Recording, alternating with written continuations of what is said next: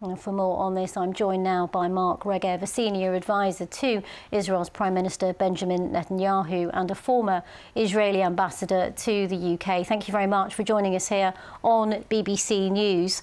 Mr. Regev, the IDF says the 3 hostages who were mistakenly killed had been holding up a white cloth on a stick. It begs the question again, how could this have happened? Well, it's obviously a tragedy, and the IDF is investigating exactly what happened.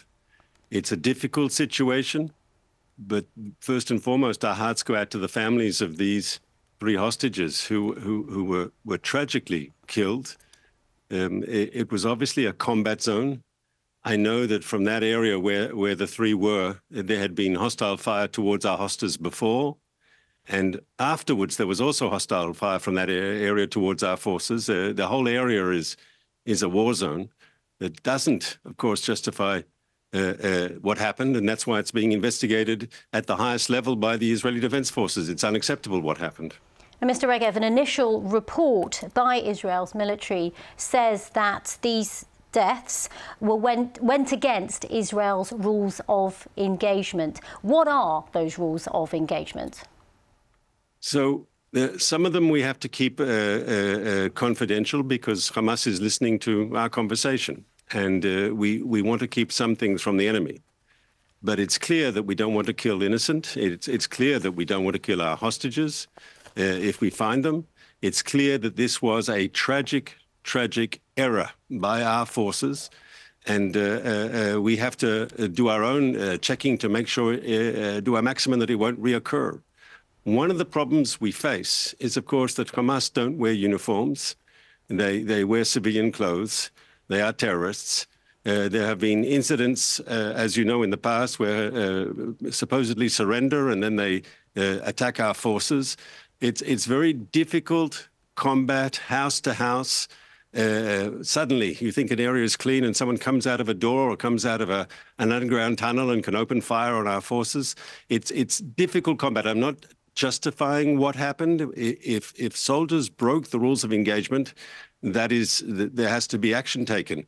But I'm just giving the context of how these things can happen. I mean, I did my military service.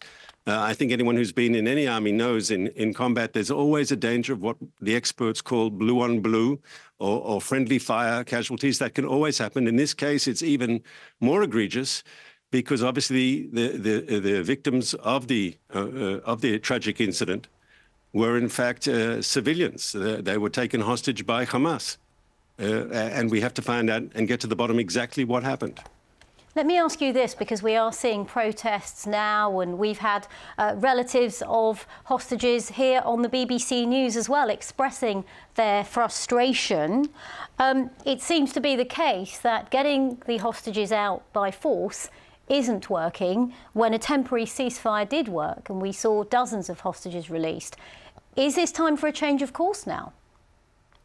So we would argue, and we believe we're correct, that we only had the release of the previous 105 hostages precisely because of the use of force. Hamas only agreed to their release when it was desperate for a ceasefire. They didn't suddenly become humanitarians. They didn't suddenly decide that, oh, we're going to release hostages out of the goodness of their heart or out of respect for international humanitarian law. Hamas has no respect. Their whole behavior is against the rules of armed conflict, against international humanitarian law. That's who Hamas is. And just as they butchered Israelis, they have no qualms about butchering innocents. We've seen that over and over again. Hamas will only release hostages if they're under pressure, and we believe the military pressure is the way to do that. Now, of course, we understand the hostage families. One can only start to begin to understand their pain, their suffering, having a loved one being held by Hamas and knowing what sort of terrible, gruesome violence that Hamas is capable of. And so, of course, one feels for them. If there is an opportunity to free hostages, we will take that opportunity. But we think the application of military force on the Hamas military machine, on its leadership, is the way to expedite the release of people, the release of our hostages. Can I ask you, though, we're hearing reports that negotiations may well be resuming again with Hamas. What more can you tell us about those reports? So I can't go into any details, obviously. I can only tell you if there is a serious opportunity to facilitate the freeing of hostages, we will, of course, do that. But are you open to reopening those discussions as per those reports? So I'm not going to go into that, and I apologize. I'm a government spokesperson. I'm not an analyst. But I can assure you, once again, that if there is an opportunity to have our people released, we will take that opportunity. I mean, Hamas has killed hostages. They have abused hostages. The stories we've heard about from the people who were released, the 105 that were released 2 weeks ago, in the pause that we had, we've heard stories from them, especially from the children. The physical abuse, the psychological abuse. It's terrible what they went through. And the people currently in have been in for 70 days. Really a terrible situation. So we will do whatever we can to get them out. And if it's possible through the Americans, again, with the help of the Egyptians and the Qatari government, if it's possible to facilitate a release, of course, we will embrace that possibility. But if it's going to happen, it'll only happen, we believe, because Hamas is under a lot of pressure and they are desperate for another time out, for another pause in the fighting.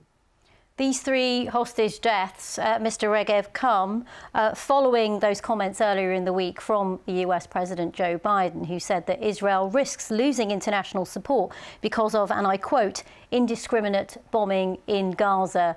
This latest incident puts more pressure on the Israeli government to change its course. What do you think to that? So first of all, we don't use force indiscriminately. In this case, no one can say it was indiscriminate force. They were identified as hostility. These are the words of the US president. I'm but quoting. he wasn't talking about this incident. Yes, he was talking well before.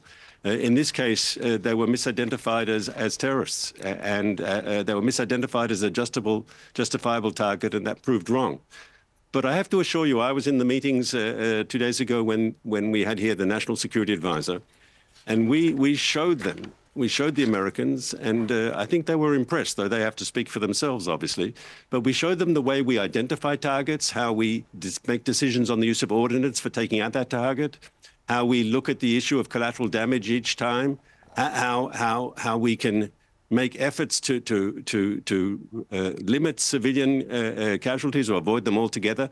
In other words, the idea that Israel is carpet bombing Gaza is simply not true. We are rigorously have a selection process for the use of force only on the basis of intelligence and only on the basis of known Hamas activity from the particular target. Oh, okay, obviously, that can change. That can change if our forces are on the ground and suddenly start receiving hostile fire from a structure. They will return fire. That's obviously a combat reality. But if one's talking about airstrikes, there is a very judicious and rigorous process of target selection. You say it's judicious, but just to say that the latest numbers from the health ministry in Gaza, which of course is run by Hamas now, say that more than 18,700 people have been killed since the start of the war. But I just want to pick up on one thing that you mentioned there. You said that these 3 hostages were misidentified as a threat. Is this another example of Israeli intelligence not being up to scratch? Well, obviously there was a mishap, but I don't think this is a mishap that you can point to Israeli intelligence. After all, you're in a combat zone where there's an exchange of fire. As I said, in this specific area, there's been heavy fighting. There was fighting before this terrible incident and after the terrible incident. So it's clear that in the point of combat, the Israeli forces on the ground saw something that they perceived as a threat, incorrectly, obviously, but that this was a decision taken in a combat zone by soldiers who've been fighting against a ruthless enemy. Once again, Hamas does not wear uniforms.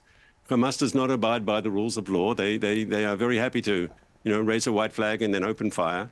They're a difficult and ferocious and fanatical enemy. And they, of course, buried themselves in the civilian population. Now, what happened shouldn't have happened. But once again, I'm trying to give some background of what our soldiers are going through. I'm sure that if it's shown that our soldiers acted in a way that it's not according to the instructions or the rules of engagement, there will be disciplinary action taken. OK, Mark Regev, thank you very much for joining us here on BBC News. Thank you very much.